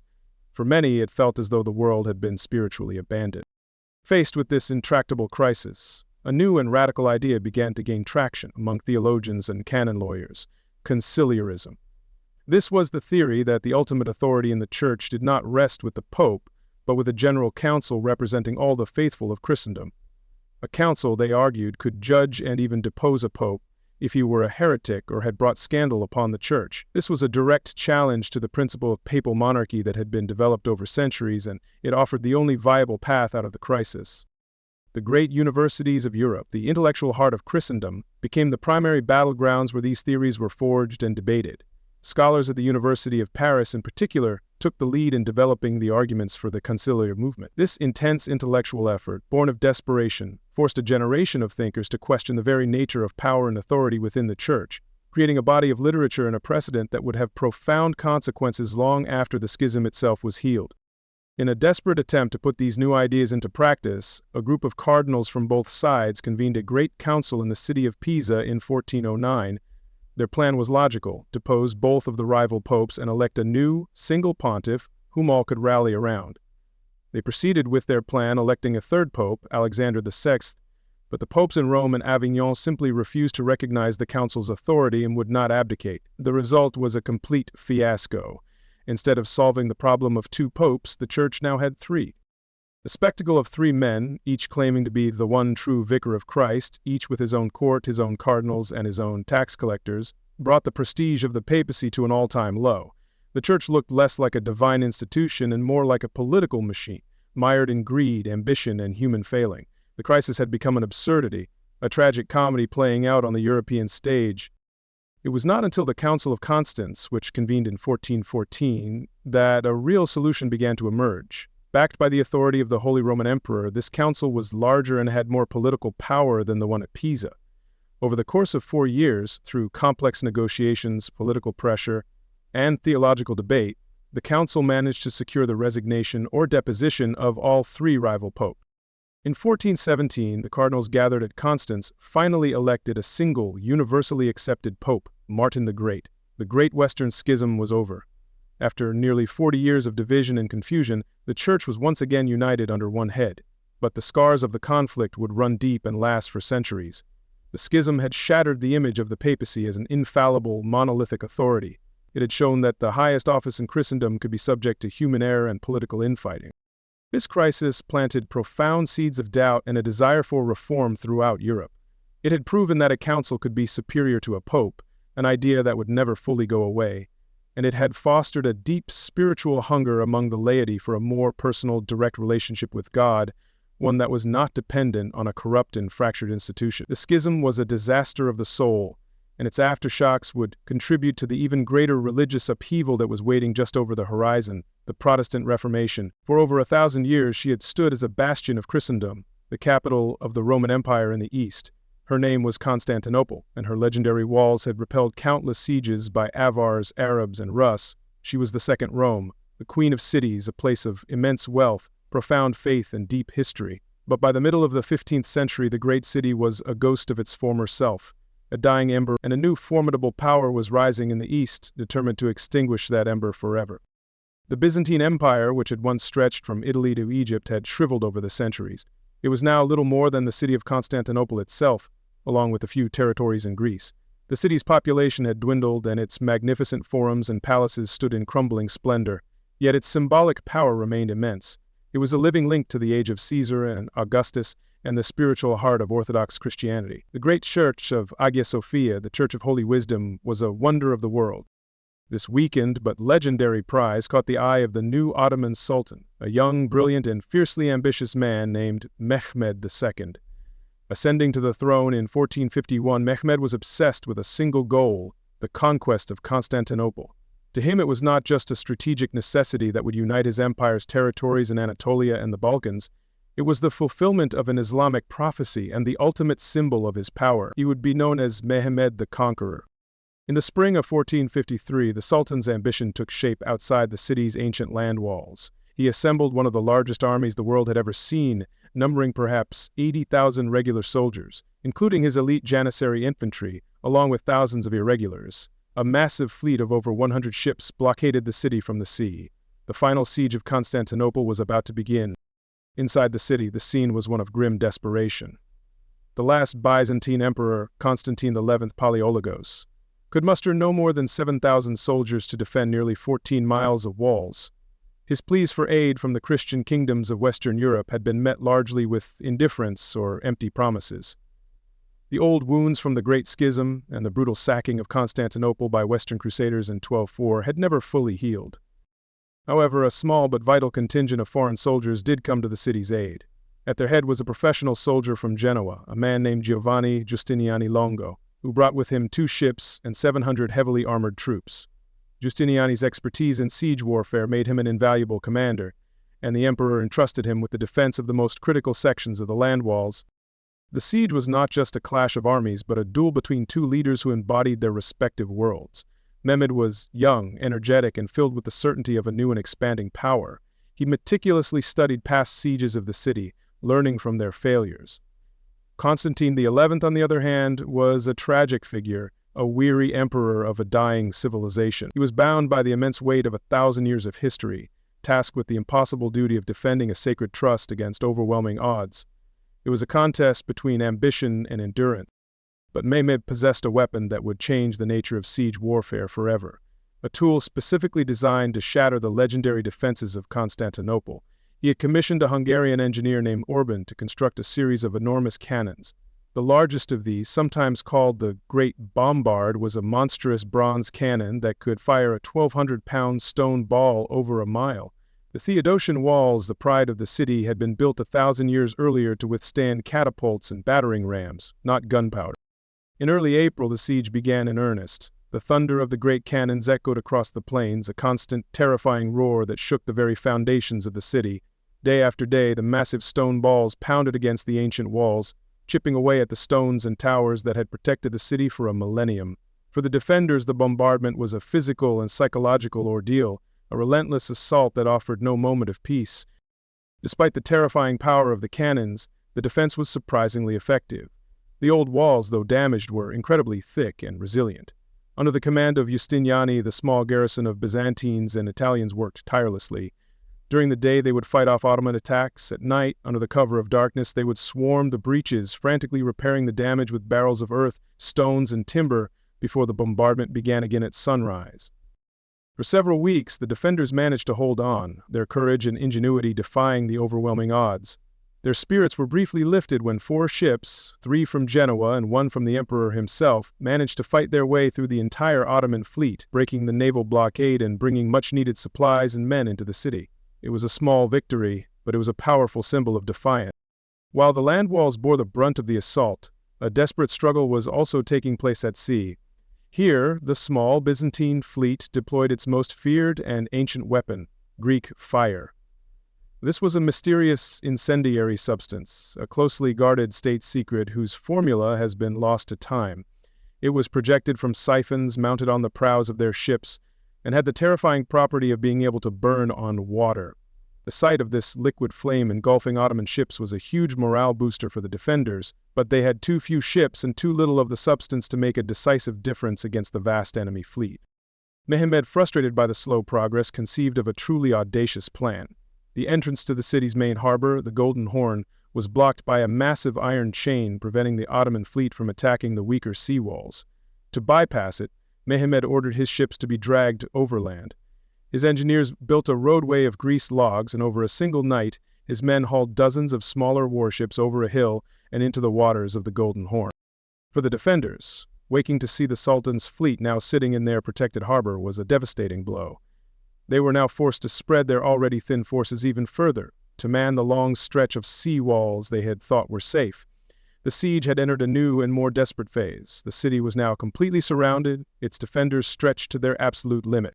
In this age of deep faith and superstition, the psychological battle was waged not only with cannons and swords, but with prophecies and omens. The Ottomans were motivated by an Islamic hadith that prophesied the conquest of the great city.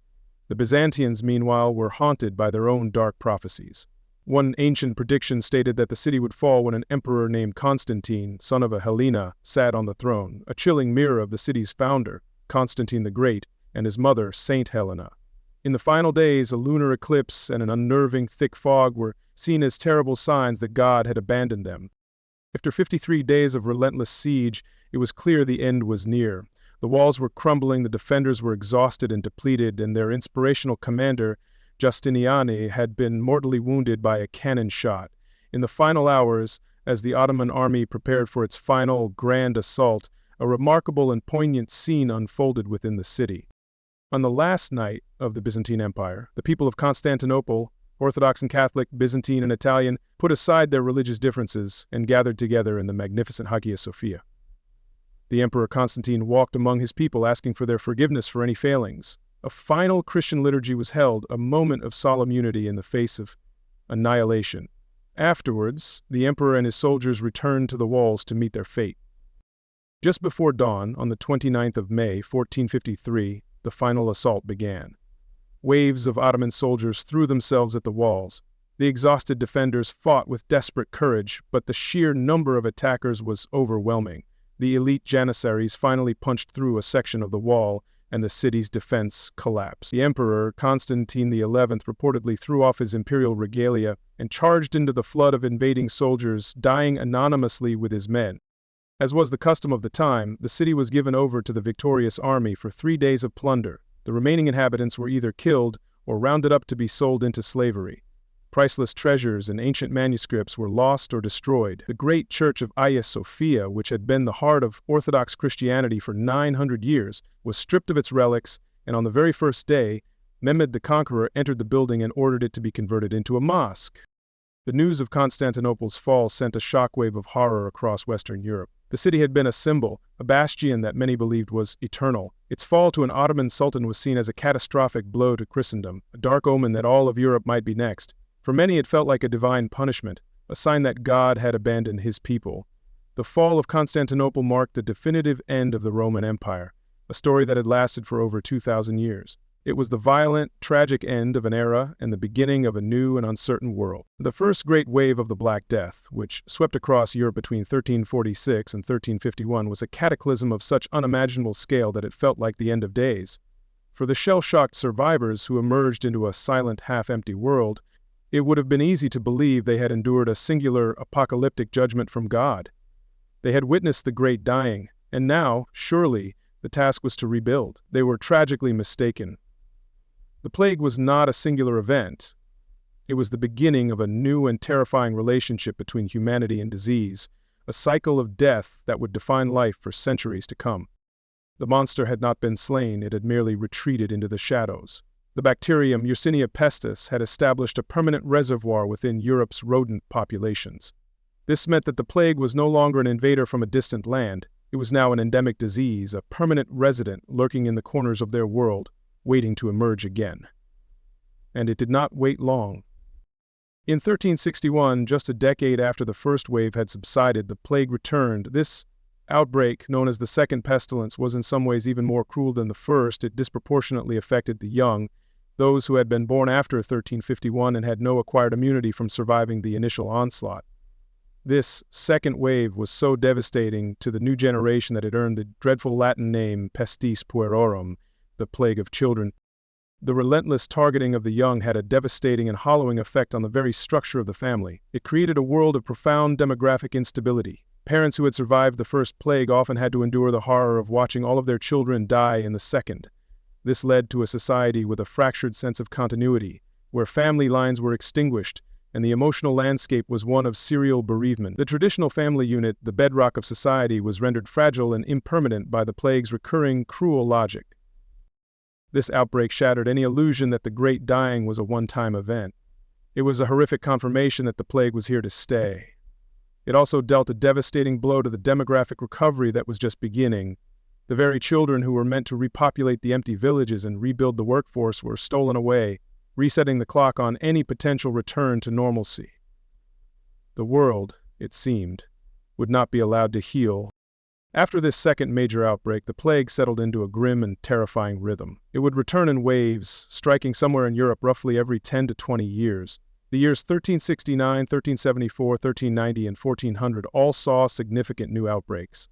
The cycle would continue throughout the 15th and 16th centuries, a relentless drumbeat of death that echoed through the generations. While these later outbreaks were often more localized than the first great pandemic, they were no less lethal for the communities they struck. A city like London or Florence might lose 10 to 20% of its population in a single summer. For the people living through this period, the plague became a recurring season of terror, as predictable and as dreaded as the harshest winter. Life was lived with the constant gnawing knowledge that the pestilence could return at any time. The most profound consequence of this cyclical pattern was demographic. For more than a century after 1348, the population of Europe remained stagnant. Every time a new generation would begin to fill the empty spaces, another wave of plague would sweep through and cut their numbers back down. This long period of population stagnation prevented a full economic recovery and fundamentally reshaped society. The labor shortage that began after the first wave was not a temporary situation. It became a long-term feature of the European economy. Living in the constant shadow of the plague's return forged a unique psychological landscape. It created a society that was in many ways obsessed with death. The memento mori tradition, remember you must die, was not just a philosophical concept. It was a practical reality. People prepared their wills with meticulous care, and a new emphasis was placed on personal piety and good works in a desperate hope of securing a favorable afterlife in a world where earthly life was so precarious. Out of this terror, however, the first seeds of a rational, organized response began to grow. The city-states of Italy, particularly the great trading port of Venice, pioneered the first public health measures. They were the first to understand that the disease seemed to travel with ships and goods. This led to the invention of quarantine, from the Italian quarantieco, meaning 40 days. Ships arriving from plague-stricken ports were forced to anchor offshore for 40 days before their crew and cargo could come ashore. The development of quarantine was not just a medical idea. It required the creation of a new legal and administrative apparatus. City governments established permanent health boards and appointed magistrates with extraordinary powers during an epidemic. These officials could enforce the isolation of the sick, shut down public gatherings, and condemn and cleanse infected properties. This represented a significant expansion of state power into the private lives of its citizens, a power justified by the overwhelming and recurring threat to the entire community. Special plague hospitals, called lazarettos, were established on isolated islands. Here, those suspected of being infected could be separated from the general population. While the medical care inside was rudimentary at best, the isolation itself was a crucial step in trying to contain an outbreak. These were the very first, faltering steps towards a modern understanding of disease control, born not from scientific knowledge, but from pragmatic observation and desperation. For individuals who had the means, the primary strategy was simple: flight. At the first sign of an outbreak, an unusual number of deaths, the appearance of the telltale buboes, the wealthy would flee their crowded cities for their country estates. The unofficial motto of the age became "Flee soon, flee far, return late." This, of course, was an option unavailable to the vast majority of the population. The poor were left behind in the infected cities to face the pestilence, a fact that only deepened the already wide chasm between the rich and the poor. As the plague became a familiar, if dreaded, part of life, the nature of the blame and scapegoating began to shift. While the first wave saw horrific, organized persecutions of Jewish communities, later outbreaks often saw the blame turn inwards. Fear and suspicion fell upon the poor, vagrants, and other marginalized groups within a city. They were often accused of being plague spreaders, either through malice or through their perceived immorality and uncleanliness, which was thought to attract God's wrath. This created an atmosphere of internal social friction, turning neighbor against neighbor in a desperate search for a cause.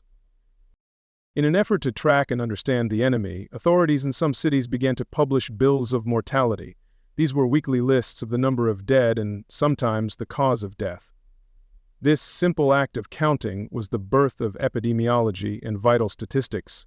For the first time, society was attempting to quantify a disaster, to map its progress and measure its impact, a sign of a world struggling to find some measure of control over a force that seemed utterly uncontrollable. The economic disruption caused by the plague's recurring cycles was immense. The constant threat of an outbreak made long-term investment a risky proposition. Commerce would grind to a halt whenever a city was under quarantine. Trade routes became unreliable, and the fear of infection could shut down a regional fair or a marketplace overnight. This uncertainty acted as a constant brake on economic growth and prosperity. The plague also had a profound effect on the built environment. As people slowly began to understand the connection between sanitation, rats, and the disease, housing materials began to change. Wealthier homes were increasingly built of brick and stone rather than the traditional wattle and daub with thatched roofs, which were ideal nesting places for black rats. These changes were slow and uneven, but they were part of a long learning process in how to live with this ever-present threat. This centuries-long experience with recurring plague also suddenly rewired the European worldview. The first shocking outbreak was almost universally seen as a singular, divine act, a punishment on a biblical scale. But its persistent return, almost like a season, began to change that perception. While still seen through a religious lens, the plague also came to be viewed as a more natural, if terrifying, feature of the world. This slow shift from a purely theological to a more naturalistic understanding of disaster marked a crucial step away from the medieval mindset. The plague's reign of terror in Europe finally began to fade in the late 17th and early 18th centuries. The reasons are still debated, but they likely include the evolution of quarantine measures, improvements in housing, and possibly a shift in the rat population itself as the more aggressive brown rat, which tends to live further from humans, began to displace the black rat. The Great Plague of London in 1665 and a major outbreak in Marseille in 1720 were two of the last gasps of the old pandemic in Western Europe. But for the people who lived between the 14th and 18th centuries, the plague was not a historical event with a defined beginning and end. It was a permanent condition of their existence, an inescapable part of the world they inhabited. It was a shadow that fell over every aspect of life, from faith and family to commerce and art. The cycles of death left an indelible mark on the soul of a civilization, a scar whose memory would linger long after the great dying had finally ceased. In our journey through the calamities of the late Middle Ages, we have walked through fields of famine, stood in the shadow of the plague, and witnessed the slow, grinding misery of climate change and war. We have chronicled the physical devastation, the immense loss of life, and the fracturing of societies. But now we turn our focus inward, to explore a darkness that was perhaps the most terrifying of all, the profound and suffocating darkness of not knowing why. For the people of this era, the greatest disaster was not just the suffering itself, but the complete inability to understand its cause. Imagine living in a world where a catastrophe strikes without warning or reason. Your crops fail, your children sicken, your village is consumed by a pestilence that seems to move like a pestilence. Today we can turn to the sciences of epidemiology, climatology, and bacteriology to find answers. The medieval mind had no such tools. Their world was one of enchantment and divine agency, and so their search for answers took them down paths of faith, superstition, and a science that was deeply intertwined with philosophy. The first, and by far the most dominant, explanation for any great disaster was theological. The world was God's creation, and humanity were his flawed and sinful children. In this framework, a catastrophe on the scale of the Great Famine or the Black Death could only be interpreted in one way, as a manifestation of divine wrath.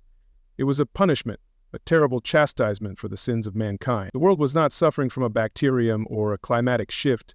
It was suffering from its own moral corruption. This belief prompted a desperate and anguished search for the specific sins that had so angered God. Preachers and prophets took to the pulpits, delivering fiery sermons that condemned the vanities of the age. They railed against the greed of merchants, the corruption of the clergy, and the pride of the nobility. They pointed to new extravagant fashions with pointed shoes and elaborate sleeves as evidence of a society that had lost its humility. The disasters became a divine mirror, forcing people to see their own failings reflected in the suffering around them. If the cause was sin, then the only logical response was atonement. This led to an outpouring of public piety and penance. Communities would organize great religious processions, marching barefoot through the streets, carrying holy relics and begging for God's forgiveness. People flocked to churches, endowed new chapels, and made desperate vows to saints. The most extreme form of this impulse was the flagellant movement, where believers took it upon themselves to absorb God's wrath through self-punishment, hoping their sacrifice would appease him and save the world. This belief in divine punishment often took on a more specific and terrifying form. The conviction that these were not just warnings, but the final convulsions of the world itself. The sheer scale of the Black Death, in particular, convinced many that they were living through the end times, as described in the Book of Revelation. Apocalyptic prophecies circulated widely, and charismatic doomsday preachers attracted huge followings, pointing to the wars, famines, and pestilence as clear signs that the last judgment was at hand. This created an atmosphere of intense millenarian dread. While God was the ultimate cause, many believed he acted through secondary means.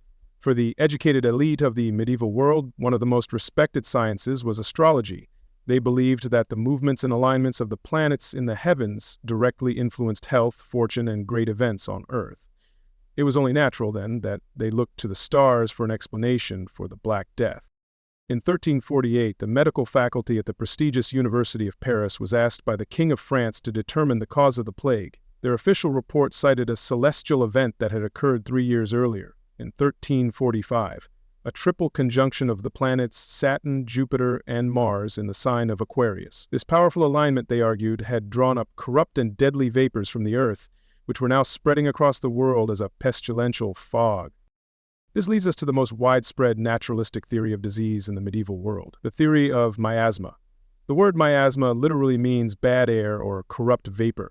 It was believed that disease was spread by this foul-smelling air, which could rise from swamps, rotting garbage, decaying corpses, or from deep within the earth itself after an earthquake, or as a result of a planetary conjunction. It was an invisible, airborne poison that could infect anyone who breathed it in.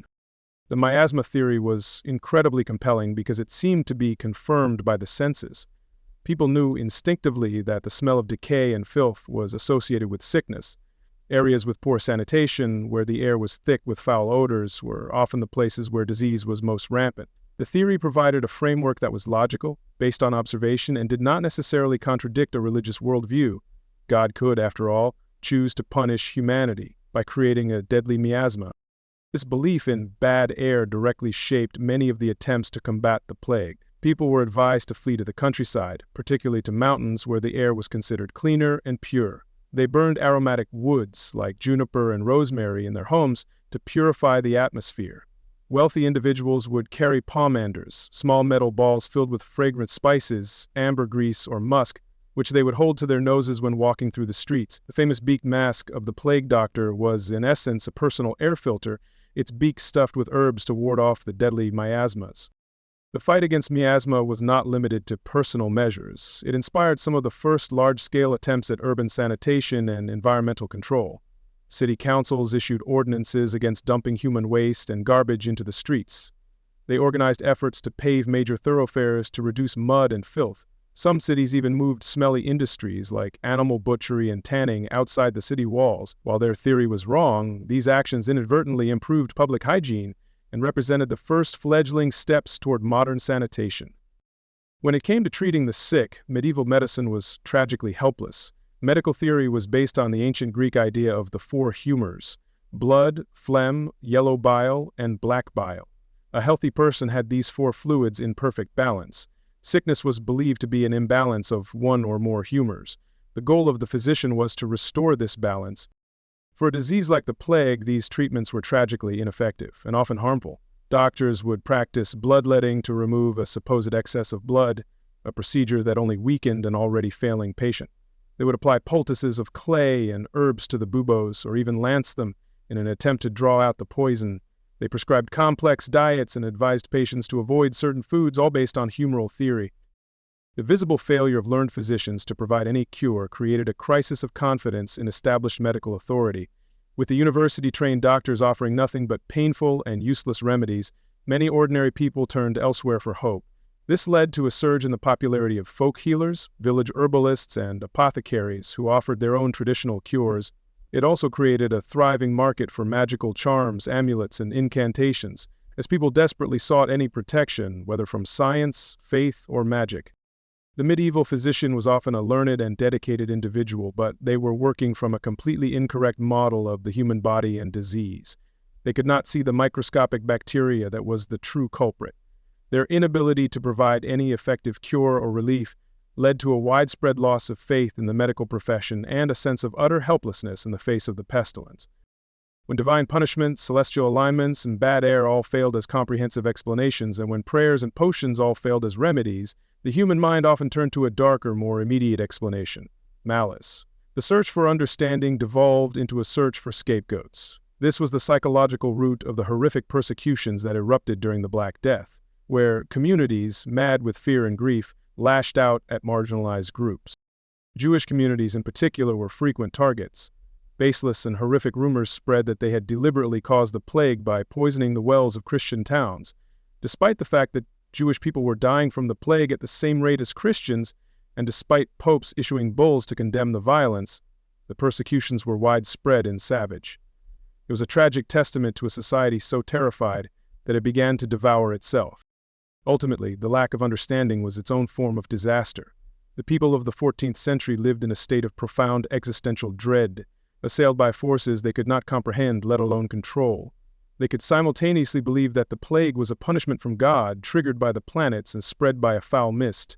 They fought back with prayer, with astrology, and with sweet-smelling herbs, and when it all failed, when the dying continued, they were left with nothing but their terror and their grief, adrift in a world whose fundamental rules seemed to have been broken. Our long night's journey through the darkest chapters of the medieval world is now drawing to a close. We have walked together through an age of profound and relentless suffering, an era that tested the very limits of human endurance. We have felt the chill of a changing climate, the gnawing hunger of a great famine, and the cold terror of a pestilence that emptied a continent. We have witnessed the futility of a century of war, the confusion of a church divided against itself, and the desperation of people rising up against a world that offered them no hope. It is tempting to view these calamities as separate, distinct storms, but to truly understand the misery of the late Middle Ages, we must see them as they were, a single interconnected web of disaster. They were a cascade of failures, each one compounding the last, creating a perfect storm of human suffering. The slow cooling of the climate set the stage for famine, and the famine weakened the population, leaving it defenseless against the coming plague. The plague in turn shattered the social and economic order, while the endless 100 Years' War siphoned off what little wealth and manpower remained. This constant violence and insecurity prevented any meaningful recovery, creating a cycle of misery. And presiding over it all was a church in crisis, a great schism that added a layer of spiritual dread to the physical hardships. For the people of this time, there was no single enemy to fight. They were besieged on all fronts, by God, by nature, and by each other. Let us for a moment step away from the grand sweep of history and imagine life on a human scale. Imagine being born in the year 1350. Your grandparents would have told you stories of the Great Famine, a time when the rains never stopped and people did unspeakable things to survive. Your parents would be survivors of the Black Death, haunted by the memory of losing half the people they had ever known. Your own childhood would be lived under the constant threat of the plague's return. You would see villages that were still empty, fields still overgrown. You would know that your life was precarious, that a failed harvest, a passing army, or the outbreak of a fever could end everything. The world would not feel like a place of progress or certainty. It would feel fragile, arbitrary, and deeply dangerous. This was the lived reality for generations, a normalization of tragedy that is difficult for us to comprehend. And woven through all this suffering was the profound terror of incomprehension. As we have seen, they had no knowledge of bacteria, of climate cycles, or of modern economics. They were fighting invisible enemies. They looked for answers in the alignment of the stars, in the quality of the air, and, most of all, in the state of their own souls. They saw the disasters as a reflection of their own sins, a punishment from an angry God, which only added a heavy burden of guilt to their grief. Yet, amid this chronicle of seemingly endless misery, there lies another story. It is not a story of great heroes or glorious victories, but one of quiet, stubborn, and almost unbelievable resilience.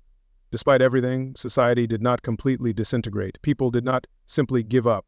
They continued to plant crops, knowing they might be burned. They continued to have children, knowing they might be taken by plague. They continued to build, to trade, to create art, and to pray. This persistence is perhaps the most profound testament of the era. It speaks to a deep, primal human instinct to endure, to carry on in the face of overwhelming odds. The survival of European civilization through this period was not a given. It was earned every day, in every village, by ordinary people who simply refused to let the world end, even when it very much felt like it was. So as you drift towards sleep, let the stories of these distant centuries settle gently in your mind. Remember the lives lived in the shadow of death, the silent endurance of those who face these unrelenting nightmares.